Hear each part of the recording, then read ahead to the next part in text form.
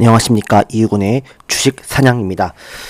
자, 오늘 삼성전자가 급등했죠. SK하이닉스도 급등했고, 엔비디아 실적도 굉장히 좋게 나왔습니다. 매출, 가이던스 다 좋게 나왔고, 엔비디아는 그렇게 오르지 않았지만, 그리고 삼성전자는 결국 파업을 결국 이제 철회하면서 삼성전자도 급등을 했습니다. 코스피가 사상 최대 폭의 상승을 기록을 했습니다. 자, 그래서 어제 제가 말씀드렸다시피 어제같이 급락하고 되게 공포를 떨 때 여러분들이 매수를 해야 되는 상황이다 라고 말씀을 드렸고, 어제 제가 말씀드렸던 로봇 관련주 잘 보자, 오늘은 오를 것이다 라고 말씀을 드렸는데, LG전자는 상한가를 가버렸어요. LG전자가 상한가 가는 거는 저도 오래 이렇게 보진 않았지만 처음 보는 일이에요. LG 관련주가 정말 욕 많이 먹거든요. 진짜 안 올라가지고. 그래서 LG전자가 상한가를 또 가는 그런 모습들도 보여줬고, 또 현대모비스 같은 경우도 25%나 올랐어요. 전고점 근처까지도 갔고요. 삼성전자는 결국 30만원을 터치를 하고 결과적으로 빠지긴 했지만, 삼성전자는 30만원 거의 터치를 또 하는 그런 모습. 그래서 물론 이제 넥스트장이죠. 넥스트레이드에서 30만원 찍었긴 했는데, 30만원이 좀 가기가 좀 쉽진 않을 것 같다라는 생각은 들어요. 왜냐면은 30만원의 굉장히 호가창이 굉장히 두텁더라고요. 보니까 100만 주가 걸려 있어요. 그래서 이거를 뚫고 갈 수 있을까? 일단은 내일은 또 금요일장이기도 하고, 그 다음에 삼성전자 30만원대가 굉장히 또 두텁기 때문에 삼성전자가 30만원 뚫고 갈까? 지금 분위기를 봤을 때는 갈 수도 있을 것 같다는 생각도 들지만, 저는 30만원을 당장 뚫기는 좀 어렵지 않을까라는 생각을 합니다. 그래서 제가 말씀드렸다시피 살짝 뚫을 수는 있어도 어쨌든 박스권 장세가 좀 코스피는 좀 이어질 수 있고, 그 가운데서 다른 종목군으로 순환매가 좀 더 돌지 않을까라고 생각을 합니다. 그래서 반도체는 어쨌든 삼성전자의 파업 소식이 철회가 됐기 때문에 그런 부분들이 좀 호재가 있기 때문에 반도체 관련주들은 이제 다른 코스닥 소부장 관련주들이 좀 강하게 움직일 수 있어요. 제주 반도체나 이수, 페타시스, 그다음에 심텍, 그다음에 대덕전자, 그다음에 동진세미캠, 그 다음에 오늘 같은 경우는 이오테크닉스가 전고점 뚫고 강하게 올라갔고, 또 PSK홀딩스 이런 기업들이 HBM 관련주들이 돌면서 순환매를 맞을 수 있기 때문에 삼성전자를 따라가 들어가는 거, SK하이닉스 따라 들어가는 것보다는 이런 반도체의 소부장 관련주들을 보는 게 낫다. 그 다음에 코스피가 어쨌든 8,000포인트 눈앞에 두고 있기 때문에 코스피가 8,000포인트 뚫고 나서는 또 봐야 될 수 있어요. 단타성으로 볼 수도 있겠지만, 즉 그런 상황에서는 오히려 코스닥이 조금 더 현실적으로 매매할 수 있는 여력이, 또 영역이 더 있지 않을까라고 생각을 합니다. 그래서 코스닥 소부장을 보는 게 좀 더 낫지 않을까라는 생각을 좀 가져보고요. 그 다음에 로봇 관련주 여전히 봐야 될 것 같아요. 로봇 관련주는 제가 말씀드렸던 현대차, 대장주는 현대차다라고 말씀을 드렸고, SPG, 한국 PIM, 현대 무벡스, 그 다음에 우린 PTS 이런 기업들, 아진 엑스텍 이런 기업도 여전히 우리가 끌고 가야 되지 않을까라는 생각을 가져봅니다.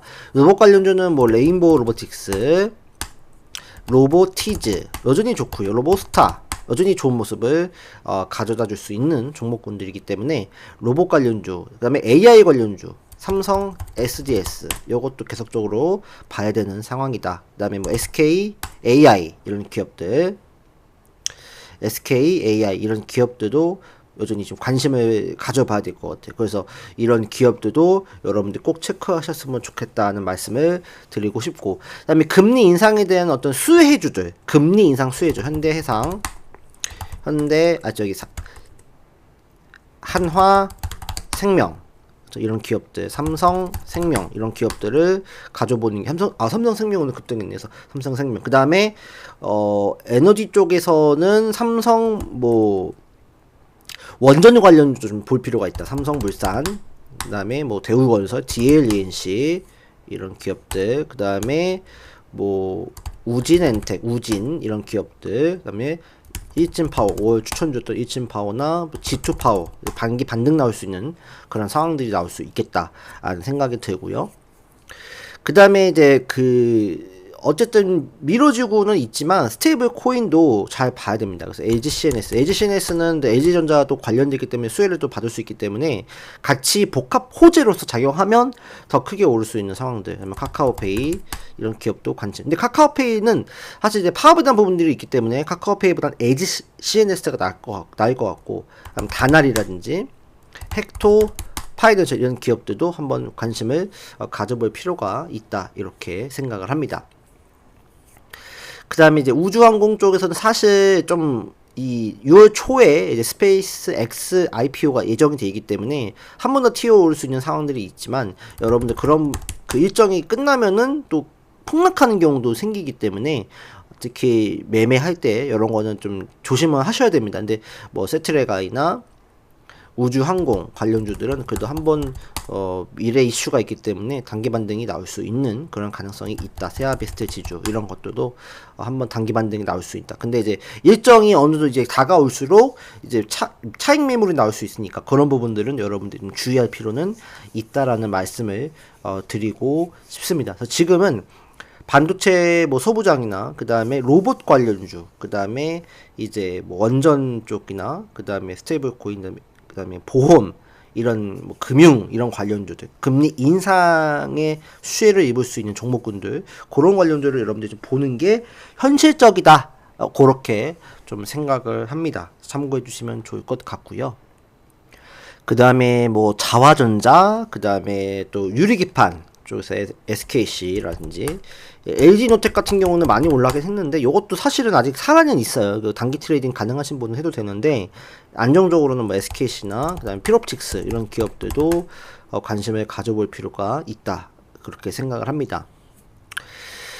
시장이 굉장히 좀 역대급 장세예요. 그래서 여러분들이 뭐 급락할 때 무서워서 도망가 버리고, 또 급등할 때 추격 매수해버리면 여러분들 그 패턴이, 매매 패턴이 꼬여버리거든요. 그러면은 그냥 차라리 그냥 안 팔고 있는 게 나았을 건데, 괜히 샀다 팔았다 해가지고 오히려 손실을 보는 경우가 많이 있기 때문에 지금은 굉장히 그런 부분들을 여러분들 경계해야 될 것 같아요.